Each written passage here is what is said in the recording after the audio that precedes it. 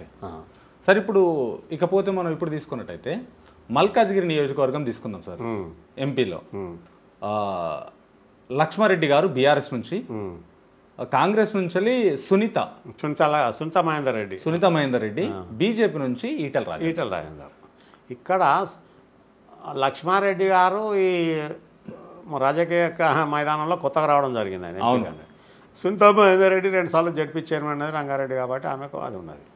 ఇక్కడ అడ్వాంటేజ్ ఏమైందంటే ఈటల రాజేందర్కు ఆమె లేడీ, ఈమె దొరికేదేందో దొరకందేందో అందుబాటులో కార్యకర్తలకు ఫస్ట్ ఈమె ఎప్పుడు మాకు అందుబాటులో ఉంటుంది అన్నది, ఇల్లు ఎక్కడ ఉన్నది ఏమున్నది అనేది కూడా అది జనాలకు డౌట్ వస్తుంది.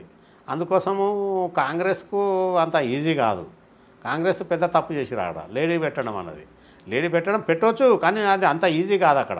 ఎందుకంటే దాదాపు 30-35 లక్షల ఓటర్లు, దేశంలో పెద్ద పార్లమెంటరీ లోక్సభ స్థానం అది. అవును. ఇక లక్ష్మారెడ్డి నిన్న మొన్న అనామకుడు కదా, ఆయన పేరు ముక్కు ముఖం ఎవరికి తెలియదు. ఈటల రాజేందర్ ఏదైతే ఉన్నాడో బీజేపీకి వెళ్ళి ఆయన నోటెడ్ పర్సన్ అందరికి తెలిసినలే కాబట్టి అక్కడ సెటిలర్స్ ఉంటారు. అయితే ఈయన గతంలో మంత్రి చేసే బీఆర్ఎస్లో ఈయన ఉన్నాయి కాబట్టి ఈయన పాపులర్ ఫిగర్ అన్నట్టు. ఎవరు ఈటల రాజేందర్ ఉన్నా లేకున్నా ఖచ్చితంగా అక్కడ ముస్లిం ఓట్లు ఏదైతే కాంగ్రెస్కి వస్తాయి వినరా.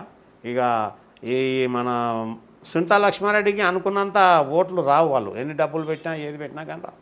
ఆడ ఈజీగా మన అదే కేక్ వాక్ అన్నట్టు ఎవరికి మనకు ఈటల రాజేందర్. ఎందుకంటే సెటిలర్స్ ఎక్కువ సార్ మల్కాజ్గిరిలో.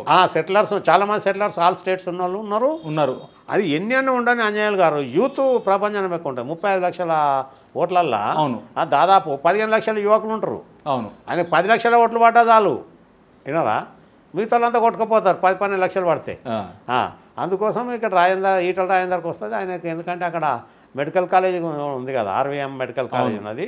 అక్కడ దర్దాపు మేడ్చల్ ఆ ప్రాంతం వాళ్ళందరికీ అక్కడ హాస్పిటల్లో ఫ్రీ ట్రీట్మెంటు, ఏదో ఓవైసీలో కదా ఎలక్షన్ లాగా కాకుండా ఆల్వేస్ అక్కడ మంచి ట్రీట్మెంట్ చేయడము ప్రజలకు ఇది చేయడం ఉన్నది కాబట్టి ఆయనకు ఈటల రాజేందర్ బయటపడతాడు 100%.